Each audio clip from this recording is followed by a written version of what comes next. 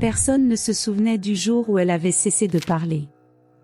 Mais tout le monde se souvint de l'instant où son silence prit la parole. Élodie avait grandi entourée de regards glacés et de portes qui se refermaient. Jamais elle n'avait exigé d'explications. Jamais elle n'avait réclamé d'affection. Elle se contentait d'observer. Jusqu'au jour où une seule phrase vint briser des années de mensonges. Et la petite fille mise à l'écart fut déposée à la gare routière. Mais ce que personne ne savait, c'est qu'elle emportait avec elle un secret que même ses propres parents n'avaient jamais eu le courage d'affronter. Et quand elle est revenue, ce n'était pas pour se venger. C'était pour révéler une vérité que personne n'était prêt à entendre. Elle était toujours là, assise dans un coin du salon, les jambes dans le vide, les mains repliées sur les genoux. Élodie. Elle portait un prénom lumineux, mais semblait faite d'ombre. Elle ne parlait pas beaucoup. Parfois, elle ne répondait même pas. Mais ses yeux parlaient pour elle. Dans cette maison où les murs étaient décorés de cadres dorés, mais où l'air restait glacial comme un matin de février, Élodie était ce son qui manquait. Une enfant qui ne riait pas. Qui ne posait pas de questions. Qui ne demandait rien. Elle semblait savoir ce que personne ne voulait dire. Et c'est pour ça que chacun la regardait avec un malaise silencieux. Comme si sa simple présence rappelait quelque chose que tous tentaient d'oublier. Le père, toujours pressé, détournait les yeux lorsqu'il croisait les siens. La mère, élégante et distante comme une statue de porcelaine, répétait des gestes précis. Elle brossait les cheveux de la petite avec soin, mais sans tendresse. Comme si elle accomplissait un rite. Pas par amour. Par devoir. Élodie voyait tout. Mais elle ne pleurait pas. Elle ne se plaignait pas. Elle se taisait. Et c'est dans ce silence-là que tout a commencé. Parce que parfois, le silence d'un enfant peut crier plus fort que 1000 mots. Il peut dévoiler ce que d'autres s'épuisent à cacher. Il peut briser des pactes qu'on croyait figés à jamais. Élodie, c'était cette absence qui faisait du bruit. À l'école, les institutrices disaient qu'elle était étrange, qu'elle restait à l'écart, qu'elle réfléchissait trop pour son âge. Mais aucune ne comprenait qu'elle écoutait. Elle écoutait les murmures, les silences, les mots qu'on avalait. Et pendant que tout le monde courait dans tous les sens, trébuchant sur ses propres mensonges, Élodie observait. Et attendait. Elle attendait le jour où tout ce que l'on ignorait finirait par remonter à la surface. Comme une marée que rien ne peut retenir. Parce que la vérité a ce vilain défaut, elle pousse en silence. Et Élodie était faite exactement de cela. Silence. Mémoire. Et un secret que personne n'osait nommer. Mais un jour, elle parlerait. Et plus rien ne serait jamais comme avant.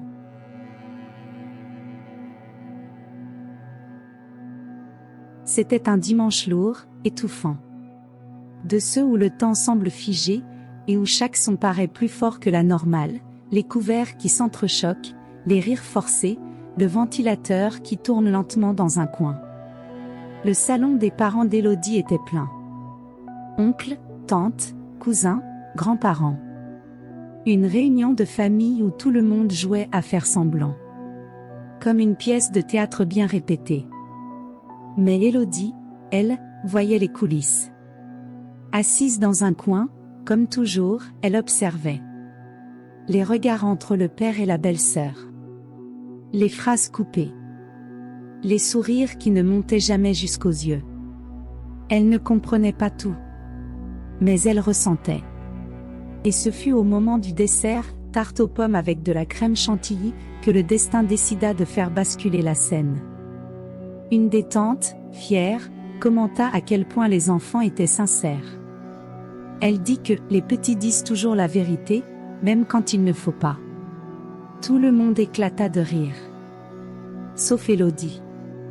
Papa a une amie qui lui écrit la nuit, dit-elle, d'un ton calme, comme si elle parlait du temps qu'il fait. La phrase tomba comme une pierre au milieu de la table. Silence. Le père pâlit. La cuillère échappa des mains de la mère. Et quelqu'un, au fond, murmura. « Qu'est-ce que tu as dit, Élodie ?» Elle répéta, doucement. Sans chercher à blesser. Sans colère. Juste comme on raconte ce qu'on a vu. Ce qu'on garde depuis longtemps. Ce que personne ne nous a demandé d'oublier. J'ai vu son nom sur son téléphone. Plusieurs fois, quand maman dormait. Le temps s'arrêta. Tous les regards se tournèrent vers le père. Puis vers la mère. Puis, étrangement, vers Élodie. Comme si c'était elle, le problème. Comme si, en disant la vérité, elle avait brisé quelque chose de sacré. La mère se leva. Elle dit que la petite ne savait pas ce qu'elle disait. Elle tenta un rire. Mais ses yeux étaient secs. Durs. Comme du verre fendu. Le père, lui, ne dit rien. Il fixa Élodie avec un regard qu'elle n'oublia jamais. Ce n'était pas de la peur. C'était pire. C'était de la colère. Ce soir-là, une fois les invités partis, la maison explosa de bruit. Des cris. Des portes claquées. Des sanglots étouffés derrière les murs. Élodie ne pleura pas. Elle ne se défendit pas. Elle resta simplement là, assise, les mains posées sur ses genoux, le regard perdu. Des heures plus tard, sa mère entra dans la chambre. Les yeux rougis. Le visage fermé. Fais ta valise. Maintenant. Élodie voulut comprendre. Mais elle ne demanda rien. À qui aurait-elle pu poser la question? La valise fut bouclée dans un silence glacial. 3 robes. Une paire de chaussures. Une brosse à cheveux. Et l'ours en peluche, vieux et abîmé, auquel il manquait déjà un œil. Le lendemain matin, la voiture démarra. Élodie à l'arrière. Sa mère au volant. Muette. Il n'y eut ni adieu avec le père. Ni explication. Ni étreinte. À l'arrivée à la gare routière, la mère descendit, posa la valise au sol et dit « Ta tante Sylvie viendra te chercher. » Élodie tenta de dire quelque chose. Mais sa gorge était nouée. La mère tourna les talons, retourna dans la voiture. Et partit. Sans se retourner. Sans hésiter. Élodie resta là. Seule. 9 ans. Et un monde bien trop grand pour son petit corps. Autour d'elle, les gens passaient, pressés. Les valises roulaient. Les annonces résonnaient. Mais en elle, tout était silence. Un silence différent. Pas celui de quelqu'un qui n'a rien à dire. Celui de quelqu'un qu'on a forcé à se taire. Qu'on a puni, pour avoir dit la vérité. Et là, entre les bancs métalliques et les voies de départ, quelque chose se brisa en Élodie. Ce n'était pas de la tristesse. Ce n'était pas de la colère. C'était autre chose. Quelque chose de plus profond. Quelque chose que seuls les enfants très sensibles peuvent ressentir. Le poids de ne pas être désiré.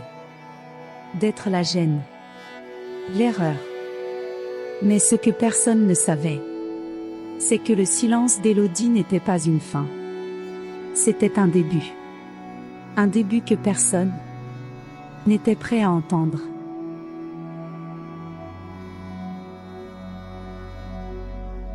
La gare routière sentait l'huile brûlée et le pain rassis. Mais en cette fin d'après-midi, une brise tiède caressait le visage d'Élodie. Elle restait immobile, sa petite valise posée à ses pieds, les yeux fixés sur le portail par lequel sa mère avait disparu quelques minutes plus tôt. Jusqu'à ce qu'une voix douce l'appelle. « Élodie ?» Elle se retourna lentement. C'était une dame aux cheveux très blancs, relevés avec soin. Elle portait un châle bleu fané. Ses yeux, petits mais vifs, observait derrière de petites lunettes rondes. « Je suis Suzanne, ta grand-tante. » Élodie ne répondit pas.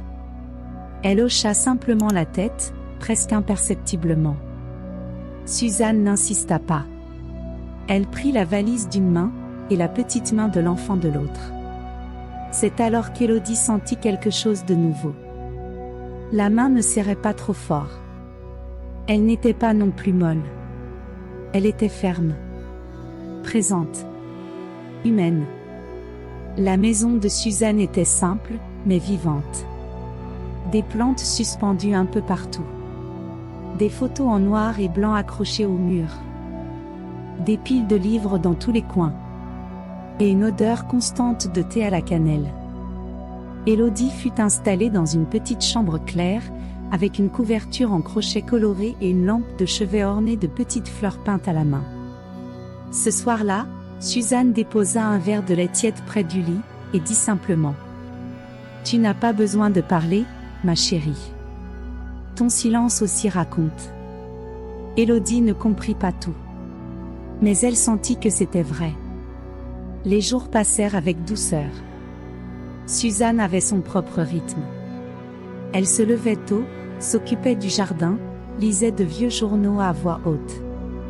Elle parlait toute seule, chantait des chansons oubliées, riait pour un rien. Élodie, elle, observait. Et peu à peu, elle respirait autrement. Elle n'avait pas besoin de s'expliquer. Ni de plaire. Ni de se cacher. C'était comme si la maison lui murmurait sans cesse : « Tu peux être toi. » C'est dans cette atmosphère que les dons d'Élodie commencèrent à se révéler. D'abord, ce furent de petits gestes. Elle se souvenait exactement de l'endroit de chaque objet. Elle connaissait par cœur les noms des oiseaux qu'elle n'avait entendus qu'une seule fois. Et, étrangement, elle devinait souvent ce que Suzanne allait dire avant qu'elle n'ouvre la bouche. « Tu lis dans mes pensées, fillette ?» plaisantait la vieille dame. Élodie esquissait un sourire timide. Mais ne répondait jamais. Un matin, Suzanne l'emmena au petit centre culturel du quartier. Une ancienne maisonnette réaménagée où les habitants organisaient des ateliers et des rencontres. Élodie n'avait pas envie d'y aller. Elle s'était habituée à l'anonymat. Mais Suzanne insista. « Il y a de bonnes âmes là-bas. Ça te fera du bien. » Et c'est là, entre les dames qui brodaient et les hommes qui racontaient des histoires, qu'Élodie entendit quelque chose qui la toucha profondément.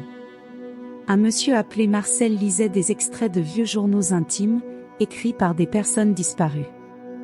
Il appelait cela les mémoires de ceux qui ne sont plus. Élodie écouta en silence. Et, à la fin de la lecture, elle s'approcha et dit : « Moi aussi je garde des choses comme ça. Des choses que personne ne veut entendre. » Marcel la regarda, surpris. Et pour la première fois depuis longtemps, quelqu'un lui dit : « Tu veux me les raconter ? » Élodie ne raconta pas ce jour-là. Ni le lendemain. Mais elle revint. Et en revenant, elle découvrit une vérité puissante. Les souvenirs ont une vie propre. Et même ceux que l'on oublie, continuent à battre quelque part. Parfois, Suzanne sortait rendre visite à ses voisins, et Élodie restait seule à la maison. C'est un de ces jours-là qu'elle monta au grenier et ouvrit un vieux coffre à photos. Il y avait là des images sépia, des lettres, des billets, des portraits de gens souriant en noir et blanc. Et, entre les pages d'un album ancien, elle trouva un miroir de poche avec une inscription gravée. La vérité n'a pas peur du temps. Elle lut lentement. Et sentit un frisson dans la poitrine. Comme si cette phrase lui était destinée. Et pour la première fois depuis le jour du jugement. Elle pleura. Ce n'était pas un chagrin. Ni de la colère. C'était autre chose. Comme si, enfin, elle avait le droit de ressentir. Quand Suzanne rentra, elle trouva la petite endormie sur le canapé, le miroir entre les mains et le visage apaisé. Elle s'assit près d'elle, sans un mot. Juste là. à respirer en silence avec elle. Parce que certaines blessures ne se soignent pas avec des conseils, mais avec une présence. Le temps passa. Et Élodie, sans s'en rendre compte, commença à changer. Elle apprit à faire du pain, à dessiner avec des crayons de couleur, à sourire doucement aux blagues de Suzanne. Et surtout, elle apprit qu'il y avait une vie après l'abandon. Elle était toujours silencieuse, toujours attentive. Mais désormais, quelque chose brillait en elle. Une étincelle. Une force qui grandissait lentement, comme une fleur entre les pierres. Élodie ne le savait pas encore. Mais cet exil était en réalité un retour. Pas vers ce qui avait été, mais vers ce qui pouvait être. Et tandis que le monde, dehors, continuait d'ignorer ce qu'elle portait en elle. Là, dans cette maison remplie de souvenirs et de parfums d'autrefois, elle commençait à s'épanouir.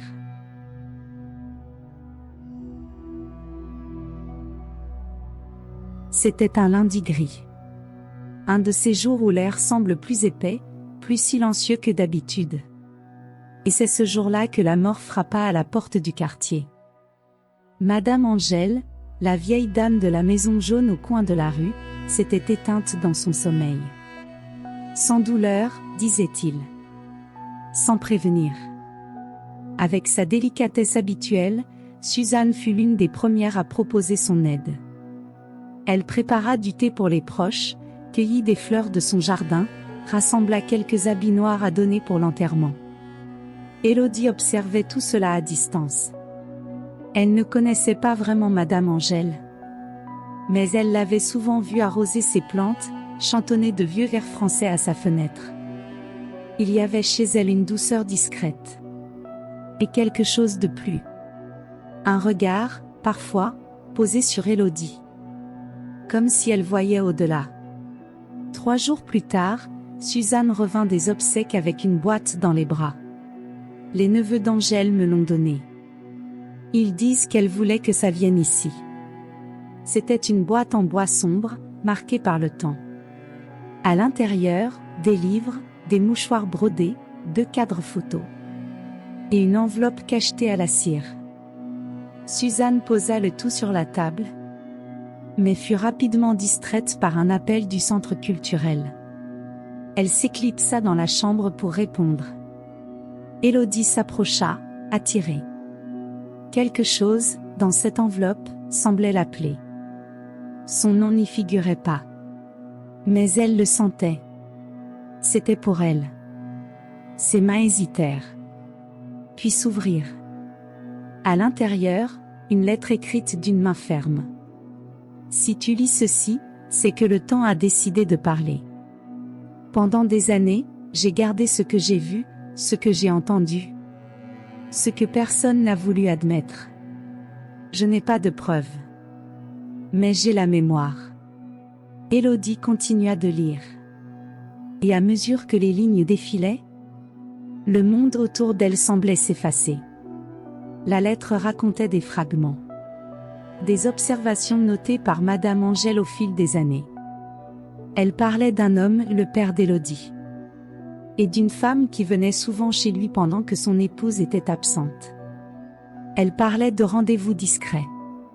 De voix étouffées près du portail. De cris, certains soirs. Qui finissaient dans un silence pesant. Mais ce qui paralysa Élodie, ce fut le dernier paragraphe. Je ne sais pas si ta mère a tout su. Mais lui, oui. Lui savait que tu n'étais pas sa fille. Le papier tremblait entre ses doigts. Elle relut. Encore. Son esprit tentait de comprendre.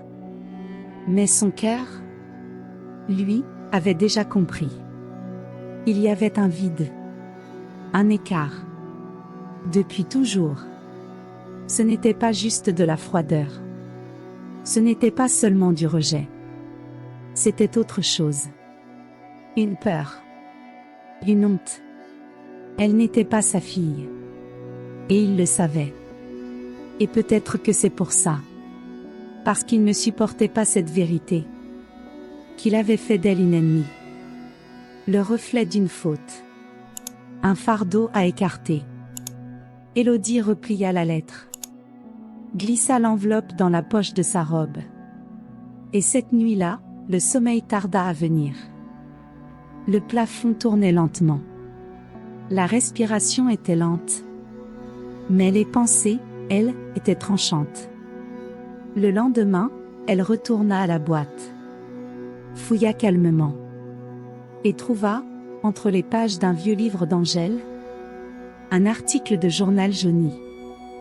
Une petite brève, presque oubliée. Un accident de voiture, il y a 12 ans. Une femme enceinte, hospitalisée pendant des semaines. Aucun nom mentionné. Mais la date coïncidait avec l'année de naissance d'Élodie. Un nouvel écho. Une pièce de plus. Une faille qui devenait claire. Élodie inspira profondément. Elle savait qu'elle ne détenait pas encore toute l'histoire. Mais quelque chose s'était réveillé en elle. Ce n'était pas de la vengeance. Ni même de la colère. C'était cette certitude que la vérité, même quand elle fait mal, doit exister. Et au fond, elle le savait depuis longtemps. Le silence peut protéger. Mais il peut aussi enfermer.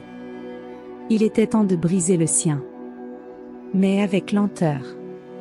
Avec précaution.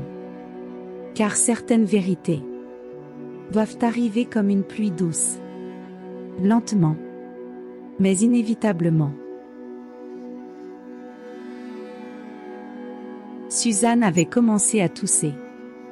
Au début, ce n'était qu'un bruit léger, isolé, au milieu de la nuit. Puis vinrent les vertiges. La fatigue. La peau plus pâle. Élodie le remarqua avant n'importe quel médecin. Elle connaissait les silences. Et le corps de Suzanne commençait à se taire autrement. Plus profondément. Plus urgemment. Ce n'est qu'un petit rhume, ma chérie, disait-elle, essayant de camoufler l'épuisement derrière des sourires. Mais ses yeux réclamaient du repos. Il y eut la consultation. Puis les examens. Et enfin, le verdict. Suzanne était malade. Bien plus qu'elle ne voulait l'admettre. Élodie s'assit au bord du lit, lui serra la main et dit simplement. Ne pars pas tout de suite. Suzanne caressa ses cheveux. Je resterai, jusqu'à ce que tu saches tout ce qu'il faut savoir. Mais au fond, elles savaient toutes les deux. Le temps s'écoulait à l'envers. Alors Élodie prit une décision. Retourner dans sa ville natale. Pas par nostalgie, mais par nécessité. Elle devait remettre la lettre. Montrer ce qu'elle savait. Regarder dans les yeux ceux qui l'avaient réduite au silence. Et surtout, elle devait avertir que Suzanne, la femme qui ne l'avait jamais abandonnée, était en train de s'éteindre. Le voyage se fit en silence. Comme presque tout dans la vie d'Élodie. Dans son sac à dos, elle emportait la lettre de Madame Angèle, l'article de journal, et un carnet où elle avait tout noté. Date, phrase, regard. C'était sa manière de ne pas laisser le passé s'effacer.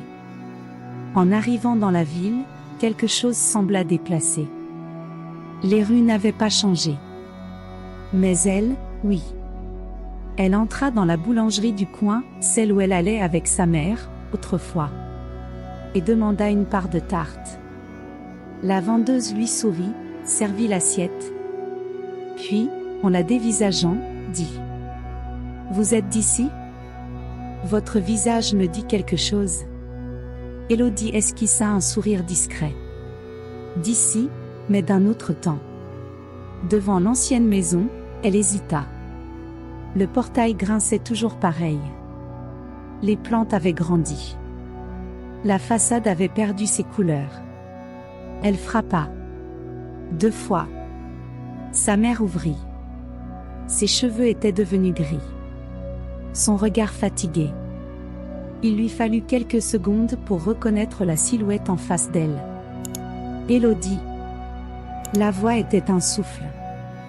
Presque un sursaut. Élodie hocha la tête. Sa mère porta la main à sa bouche. Et l'espace d'un instant, le temps sembla se figer à nouveau. « Que fais-tu ici ? Je dois parler. Pas pour moi. Pour Suzanne. » Sa mère ouvrit la porte. Pas par envie, mais par choc. Élodie entra. L'odeur de la maison était la même. Mais tout semblait plus petit. Plus creux. Le père apparut dans l'embrasure du salon. Il s'arrêta net en la voyant. Son visage se durcit. « Tu veux quoi maintenant ? Je ne suis pas venue prendre. Je suis venue apporter. » Élodie sortit la lettre de son sac. La tendit. Et dit. Elle a vu. Elle savait. Et moi aussi. Le père regarda l'enveloppe. Il reconnut l'écriture. Et, sans dire un mot, partit vers le bureau et referma la porte derrière lui. Élodie se tourna alors vers sa mère. Suzanne est malade. Très. Je pensais que tu devais le savoir. La mère s'assit. Main sur le visage. Elle inspira profondément. Je ne savais pas. Je n'ai pas su comment te chercher. Élodie répondit simplement. Moi, j'ai su comment avancer. Le silence s'installa. Pas de cris. Pas de larmes théâtrales. Juste une douleur dense. Contenue. Avant de partir, Élodie laissa une feuille pliée sur la table. C'était une photo ancienne. Elle, à 5 ans, sur les genoux de Suzanne. Elle avait écrit au dos. Certaines racines nous sont imposées. D'autres, nous sauvent. En quittant la maison, elle ne ressentit ni colère, ni soulagement. Elle ressentit un espace. Comme si quelque chose attendait encore d'être rempli. Mais pas maintenant. La réconnexion avait commencé. Mais le monde ne savait toujours pas ce qu'Élodie portait en elle. Le plus important restait à venir.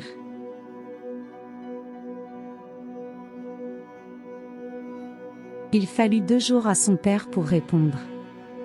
2 jours pendant lesquels Élodie attendit, sans impatience, dans une pension modeste près de la place centrale. Elle n'avait ni peur, ni urgence. Car elle savait. Lorsqu'on ouvre la porte de la vérité, on ne peut plus la refermer. Le 3e jour, à l'aube, le téléphone de la chambre sonna. C'était sa mère. « Ton père veut te voir. Ce soir. À la maison. » Élodie inspira profondément. Remercia. Et referma doucement son carnet. Celui où elle notait tout. Nom, date, soupçon. Et souvenirs qui coupaient comme du verre brisé. Ce soir-là, le ciel était clair. Mais l'air pesait. La ville semblait plus silencieuse qu'à l'ordinaire. Ou peut-être était-ce simplement Élodie, plus lucide. En arrivant, la porte était déjà entr'ouverte. La lumière du salon allumée. Et sur la table, la lettre de Madame Angèle. Ouverte, lue, comprise. Le père était debout, près de la fenêtre. Les yeux rouges. Les mots coincés. Élodie entra sans bruit. Se plaça devant lui. Attenda. Et alors, il parla. « J'ai toujours su que tu n'étais pas de moi. » La phrase tomba comme un coup de tonnerre. Mais Élodie ne broncha pas. Elle hocha simplement la tête. « Ta mère a eu un accident avant ta naissance. Elle était enceinte. Mais, elle n'a jamais dit qui était le père. » Il parlait avec peine. Comme si chaque mot était une écharde dans la gorge. Quand tu es née, j'ai cru que je pourrais accepter t'élever comme ma fille. Mais chaque fois que je te regardais, il s'interrompit, ferma les yeux et laissa ses épaules s'effondrer. Je ne pouvais pas. C'était plus fort que moi. Ce n'était pas ta faute. Mais, je n'ai pas été assez fort. Élodie écoutait, en silence. Mais son cœur était calme. Comme s'il savait. Depuis toujours. Alors je t'ai repoussé. Je ne savais pas comment te regarder, sans y voir mon propre échec. Il pleurait. Pour la première fois. Non pas comme un père autoritaire. Mais comme un homme. Qui avait fui toute sa vie. Élodie sortit alors un petit carnet, recouvert de tissu fleuri. Ce carnet, je l'ai écrit quand j'avais 7 ans. Son père leva les yeux, surpris. Je savais déjà que j'étais différente. Pas pour ce que j'avais, mais pour ce qui me manquait. Elle ouvrit une page. Il montra un dessin au crayon de couleur. Une petite fille assise seule sur un banc, entourée d'adultes qui parlaient entre eux. L'ignorant. C'est là que j'ai compris que le silence peut aussi tout dire. Puis elle tourna une autre page. Une lettre jamais envoyée. Papa, je ne sais pas pourquoi tu ne m'aimes pas. Mais je ne te déteste pas. Je voulais juste savoir si, un jour, tu m'as regardé avec amour. Ne serait-ce qu'une seule fois. Le père lut. Sans un mot. Puis il porta les mains à son visage. Élodie s'approcha. Et, pour la première fois, le toucha. Une main légère sur son épaule. Un geste simple. Profond. Déroutant. Je ne suis pas venu pour réclamer. Je suis venu libérer ce que tu n'as jamais pu lâcher. Il la regarda. Des larmes sèches sur les joues. Et toi, comment as-tu fait pour vivre avec tout ça? Élodie répondit sans hésiter. Parce que quelqu'un m'a aimé. Suzanne m'a aimé comme si j'étais à elle. Silence. Le père acquiesça. Comme s'il comprenait enfin. Ce qu'il avait toujours refusé de voir. Et maintenant? Que attends-tu de nous? Élodie balaya la pièce du regard. Puis plongea ses yeux dans les siens. Rien. Juste, que vous vous souveniez. Parce que l'oubli aussi peut tuer.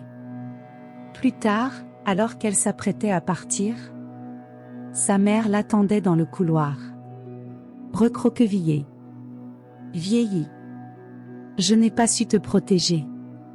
Pardonne-moi, Élodie. Elle ne répondit pas. Mais ses yeux étaient doux. Et en se retournant pour partir, elle dit simplement. Peut-être que tu n'as pas su.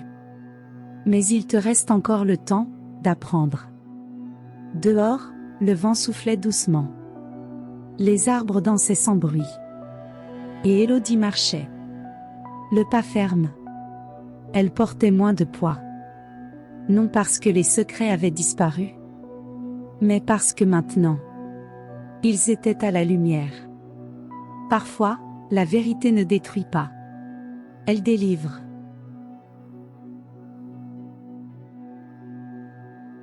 Cette nuit-là ne ressemblait à aucune autre. Il n'y eut ni cri, ni reproches jetés comme des pierres. La douleur était bien là, mais habillée de silence. Dans la maison où Élodie avait grandi, ignorée, régnait maintenant un malaise discret. Comme si chaque meuble se souvenait de ce qu'on avait préféré oublier. Sa mère restait figée dans la cuisine, devant une tasse de thé froid.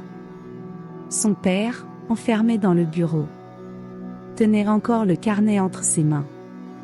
Élodie ne dormit pas là. Elle préféra retourner à la pension.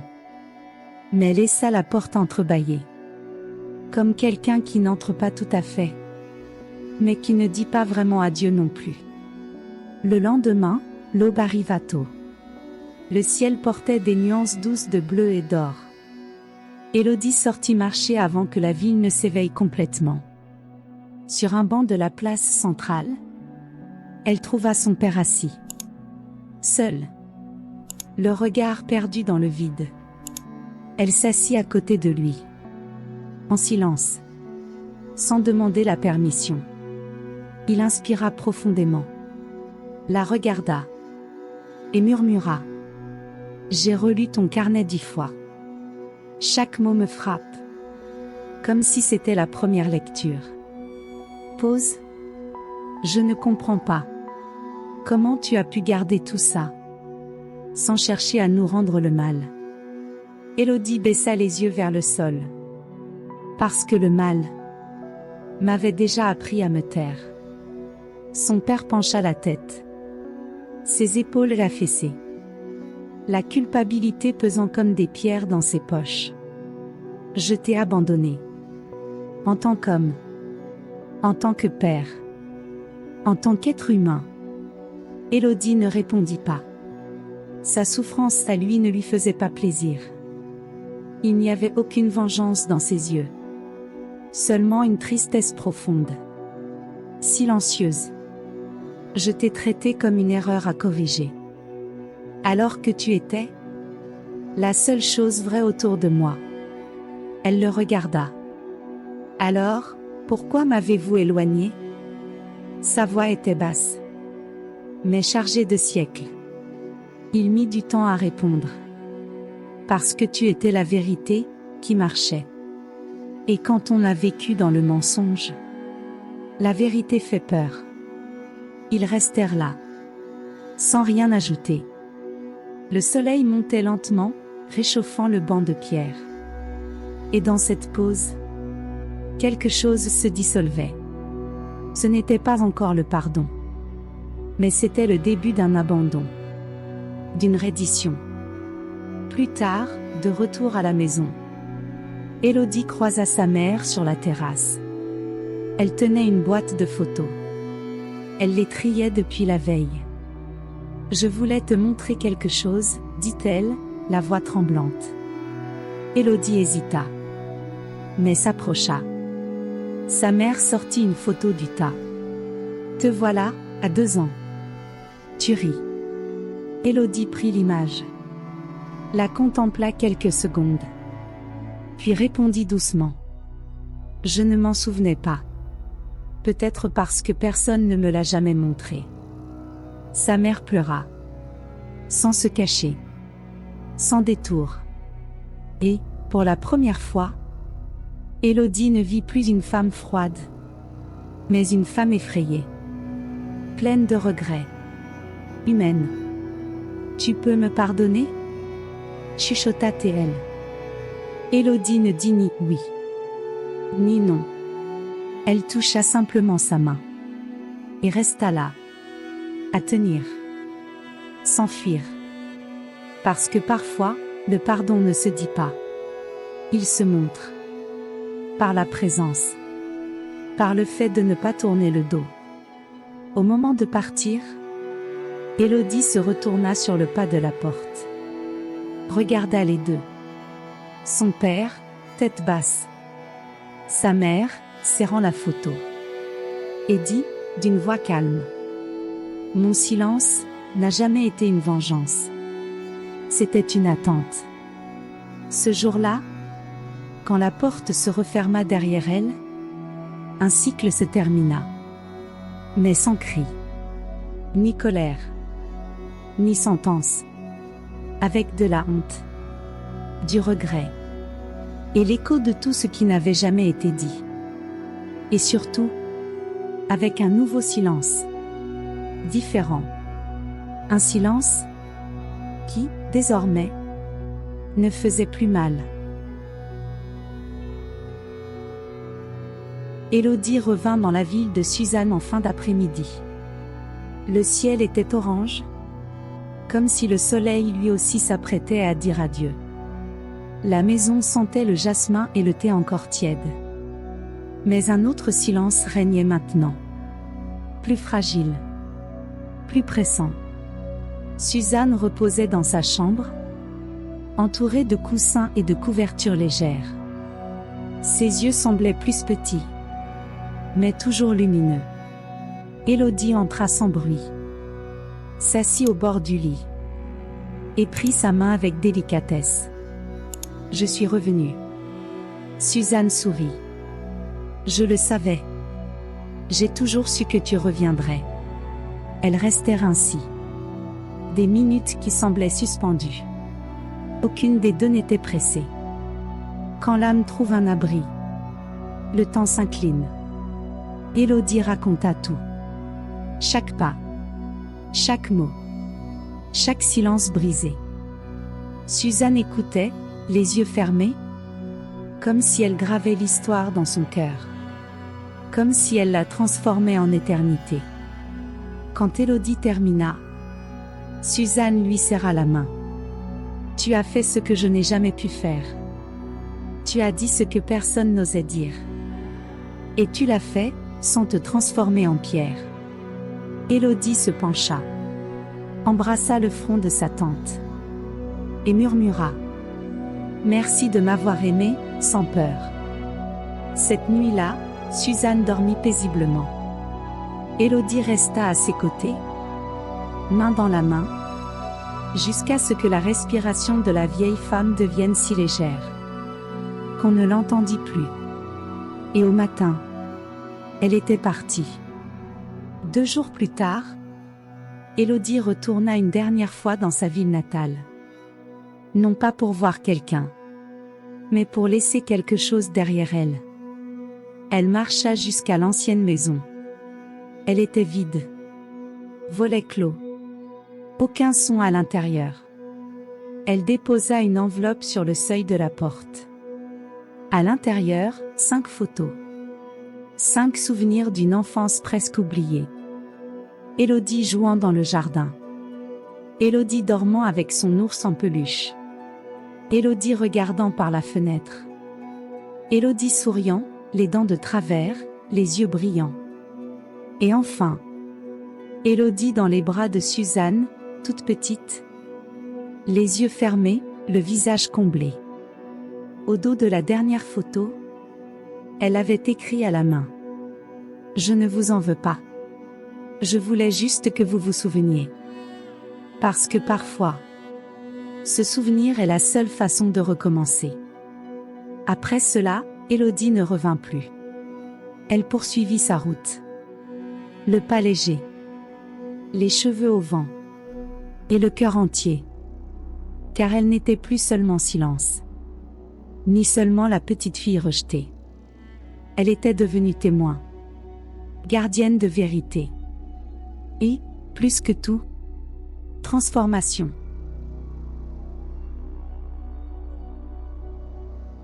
Le temps a passé. Les saisons ont tourné, comme elles le font toujours. Des maisons ont été repeintes, des gens sont partis, d'autres sont arrivés. Mais quelque part, l'histoire d'une enfant silencieuse a laissé des traces invisibles. Profondes. Parce qu'Élodie n'a pas crié. Elle n'a pas claqué de porte. Elle n'a pas réclamé d'amour. Elle est simplement partie. Et, par son silence, elle a forcé le monde à l'écouter. Beaucoup se demandent encore comment quelque chose d'aussi petit, une phrase d'enfant, un regard oublié, une vieille lettre, a pu bouleverser autant de vies. Mais la vérité, c'est que ce sont justement ces petites choses-là, celles que personne ne remarque, celles qui s'accumulent, et qui, un jour, explosent en révélation. Élodie était l'une de ces choses. Un détail que personne ne voulait affronter. Un miroir que l'on évitait de regarder trop longtemps. Et pourtant, elle ne s'est pas durcie. Elle ne s'est pas vengée. Elle n'a pas laissé l'abandon devenir poison. Elle a choisi de se souvenir. De garder. Et puis, de libérer. Aujourd'hui, peut-être que personne ne sait où vit Élodie. Peut-être a-t-elle changé de ville, de nom, de vie. Mais quelque chose est resté. rester dans la mémoire de ses parents, qui, chaque fois qu'ils croisent une vieille photo, sentent le poids d'un amour perdu, et le soulagement de pouvoir encore ressentir quelque chose pour lui. Rester dans le cœur de ceux qui ont entendu son histoire, et compris que le silence n'est pas toujours de la soumission. Parfois, se taire, c'est résister, c'est observer, c'est porter avec dignité ce que les autres refusent de voir. Et surtout, cela est resté en nous. Parce que ce n'est pas seulement l'histoire d'Élodie. C'est l'histoire de toutes ces voix qu'on n'a jamais entendues. De tant de souvenirs effacés. De tant de vérités réduites au silence par la peur, la honte ou la lâcheté. Et c'est aussi un rappel que le silence peut être un bouclier, mais aussi un pont. Il peut détruire ou guérir. Tout dépend de ce que l'on choisit d'en faire. Et parfois, il n'est pas nécessaire de crier. Il suffit de se souvenir, avec le cœur éveillé et la mémoire vivante.